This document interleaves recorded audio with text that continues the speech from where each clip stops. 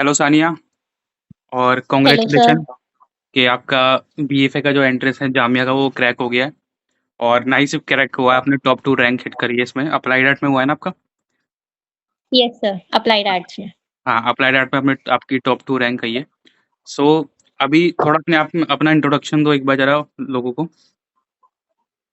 Okay, my name is Sania Ahmed, and I have passed my 12th standard from the International School of Agra, year 2024, and I am currently giving entrance of BFA, Bachelor's of Fine Arts, in Jamia Millia Islamia, in which I got selected top two rank, okay. and I have taken my coaching from Arts and Kin Academy, Saurav sir. हाँ, art इंसियन academy में तुमने classes ली हैं। और कैसा रहा तुम्हारा experience मेरे साथ और आर्ट इंसियन अकेडमी में? जो मैं सिखाता था उसमें तुम्हें क्या-क्या चीज़ें सीखने को मिली? कैसा रहा एक्सपीरियंस? मैंने आर्ट्स एंड सेन अकेडमी जो है 2 मंथ के लिए ही ली थी, एंड उसमें मैंने 2 मंथ में ही बहुत ज्यादा इम्प्रूवमेंट करा। मेरे बेसिक क्लियर हुए स्टिल लाइफ की, शेडिंग की। जो मेरी शेडिंग बहुत ज्यादा खराब थी जब मैंने सर की हुँ, हुँ। कोचिंग ज्वाइन करी थी, तो सर ने मेरे को बताया कि जो मैं शेडिंग कर रही थी वो गलत कर रही थी एक्चुअली।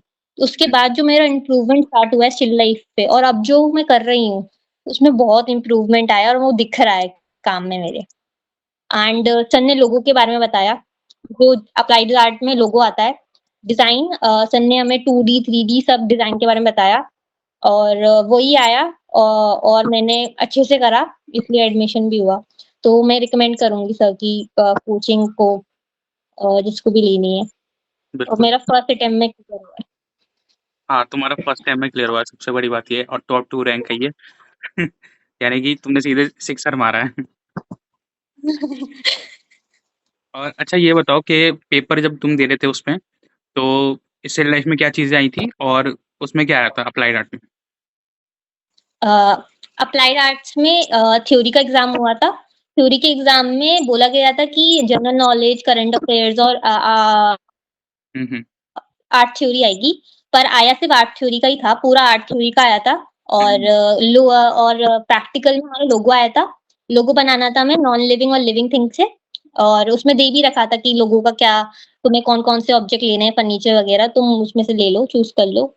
और स्टिल लाइफ में तुम्हारे सामने एक प्लेट रखी थी, और एक ग्लास रखा हुआ था कांच का, और स्पून, और एक छोटा सा मग वगैरह कुछ रखा हुआ था। बिल्कुल। और और पीछे ड्रेपरी लगी। यही सेम चीज़ साहिदा ने भी बताई थी।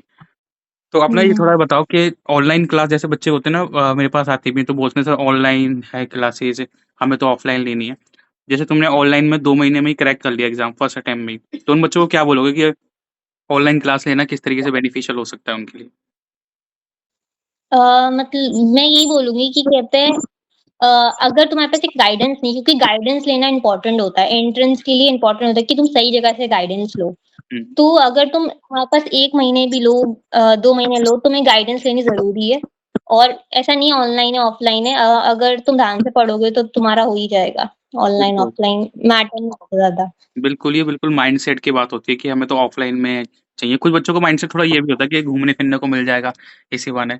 तो मैं यही बोलूँगा कि ये इस सोच से बाहर निकलना ज़रूरी है। आप सही टेक्नीक सीखो, सही तरीके सीखो, क्योंकि आपका फ्यूचर दाँव पे लगा हुआ है। आप अगर ऐसे सोचोगे कि ऑफ़लाइन के बहाने हमें थोड़ा घूमने-फिरने को मिल जाएगा, दोस्त यार बन जाएँगे, तो उसकी जगह आप सोचो कि भई हमें सही टेक्नीक्स पे फ़ोकस करना है, सही तरीके से सीखना है।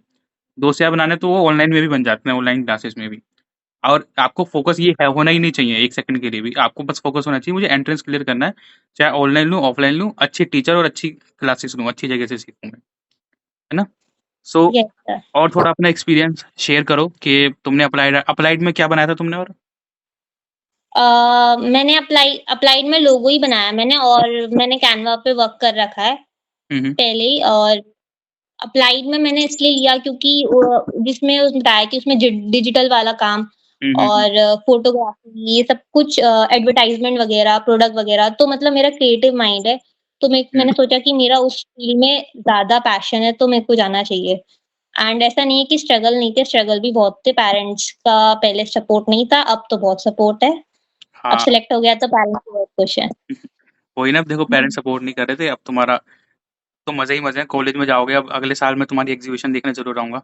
जितने भी स्टूडेंट्स हमारे जामिया में गए हैं, एक तो अभी साइदा का हुआ है, ठीक है? सिद्रा का हुआ है और तुम्हारा हुआ है, ठीक है? और वाइफ़ा का भी एंट्रेंस हुआ है जामिया का, और तुम सब लोग एक ही क्लास में पढ़ने वाले हो फर्स्ट ईयर में।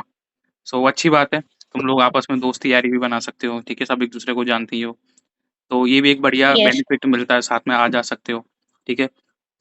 तो अब तो बस तुम्हें एडमिशन जाना है, अपनी फीस वगैरह सबमिट करनी है और अपनी क्लासेस लेनी है जाकर।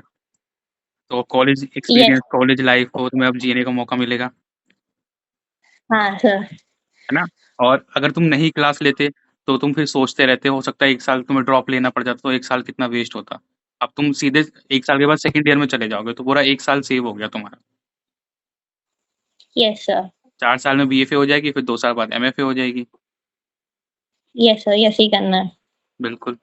सो बेस्ट ऑफ लक सानिया, अपने एंट्री एग्ज़ाम तुमने क्रैक किया, सेकंड रैंक हिट करी है। सो ये बहुत बड़ी बात होती है, क्योंकि अप्लाइड आर्ट में वैसे भी एंट्रेंस क्रैक करना ईज़ी नहीं है, बहुत डिफ़िकल्ट है। तो जो हज़ारों बच्चों ने जिन्होंने एंट्रेंस दिया है, उसमें से तुम टॉप 2 रैंक में हिट कर रहे हो, तो ये अपने आप में बहुत बड़ी बात थैंक यू सर। है ना? सो सर बढ़िया है। आपके और सपोर्ट तुम की वजह से हुआ स्टूडेंट्स है। को क्या एडवाइस दोगे, जो अभी वीडियो देख रहे हैं यहाँ पे और क्लासेस लेने के बारे में सोच रहे हैं, और फिर सोच रहे हैं कि ले या ना ले, उनको क्या एडवाइस दोगे?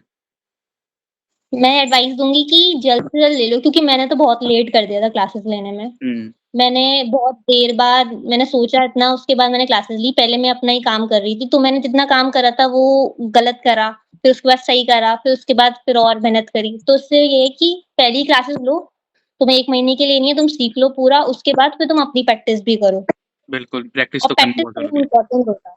हुँ, हुँ, हुँ। तो उसमें जब शेडिंग की बात आई थी, तो शेडिंग तुमने 45 के एंगल पे करी थी ना, जैसे बताई थी?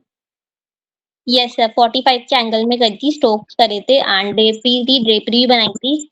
ऐसा नहीं कि तुम ब्लैक कर कर आ जाओ, ड्रेपरी बनाना सर ने बताया था कि ब्लैक करके नहीं आना हाँ, है, हाँ। ड्रेपरी बनानी है, तो तो आस-पास वही करा था कुछ मैंने। बच्चों ने करा था कि ऐसे ब्लैक सेलेक्ट करा था, कुछ बच्चों ने ऐसा?